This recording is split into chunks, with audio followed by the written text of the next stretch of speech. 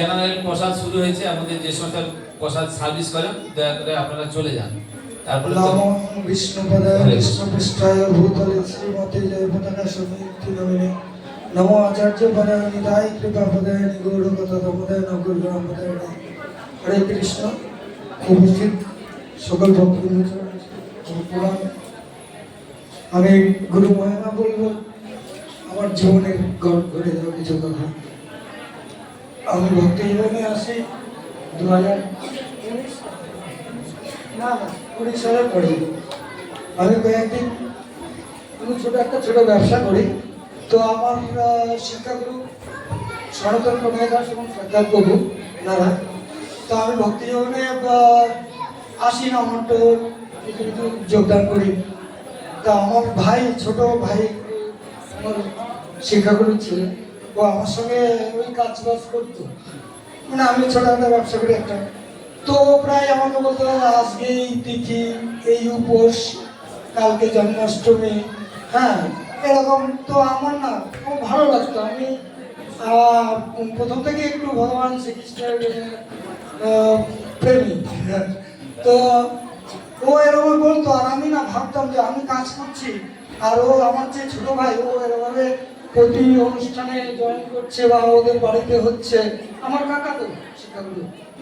তো আমার না খুব মনে মনে অভিলাষ জানতো যে আমি ভক্তি জীবনে আসবো যে করে হোক। তো আমি আস্তে আস্তে আসা শুরু করলাম। তো বাড়িতে জানেন তো প্রথম অবস্থায় কি পরিস্থিতি হয়, সংসার আছে আমার।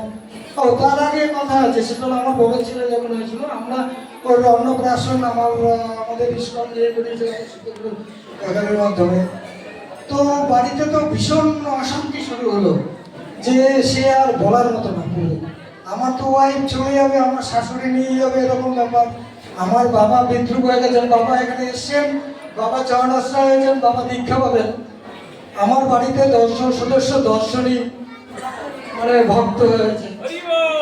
আমার প্রাপ্য, মানে বিরাট প্রাপ্য আপনাদের আশীর্বাদ, আমাদের শিক্ষকদের আশীর্বাদ নাহলে আমরা এটা পারতাম না।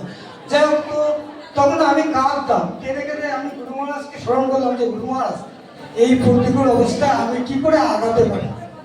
তো আমার কাকিমা আছেন শিক্ষাগুরু একজন, উনি বললো তুমি গুরু মহারাজকে দৃঢ়ভাবে স্মরণ করো এবং ডাকো, আর তুমি যেটুকু জপ করো মন দিয়ে করো। তো একদিন কাকিমা বললো তোমাকে গুরু মহারাজ একদিন না একদিন স্মরণ মানে দেখা দেবে স্বপ্নে, যদি তুমি সঠিকভাবে পালন করতে পারো তার কথা। তো আমি প্রায় কাঁদতাম, কেঁদে আমি বালিশ ভিজিয়ে ফেলতাম। আমার ওয়াইফ পাশে থাকতো, কিন্তু ওর সঙ্গে কথা হয়, সব কিছু হয়, কিন্তু আমাকে হেল্প করতো না। আমার মা আমাকে 3 বছর ওই একই কড়াইতে রান্না করতো, আমারটা আলাদাভাবে রেখে ওখানে ওই আমিষটা রান্না করতো, অন্যটাও একই হাঁড়িতে থাকতো।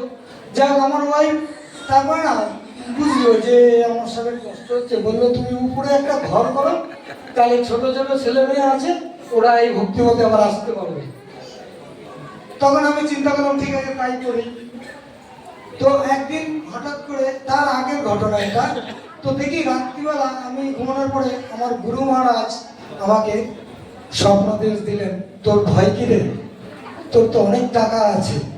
তা আমাকে বলছেন গুরু মহারাজ, আমি এইটাই কি কাকাকে এসে বলেছি যে কাকা গুরু মহারাজ আমাকে স্মরণ দিয়ে স্বপ্ন আদেশ করেছেন এরকম। কাকা তো হাসছে। তো গুরু মহারাজ যখন এই কথাটা বললেন, আমি না যেন কিছু একটা মানে সরিয়ে ফেলতে পারলাম আমার জীবনের আধারগুলো।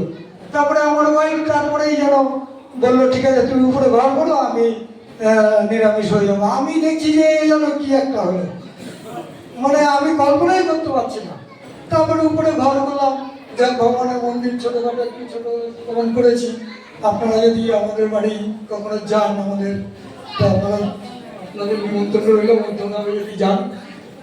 তো আজকে আমি এরকম করে ভক্তি হতে এসে আমার দীক্ষা হয়েছে।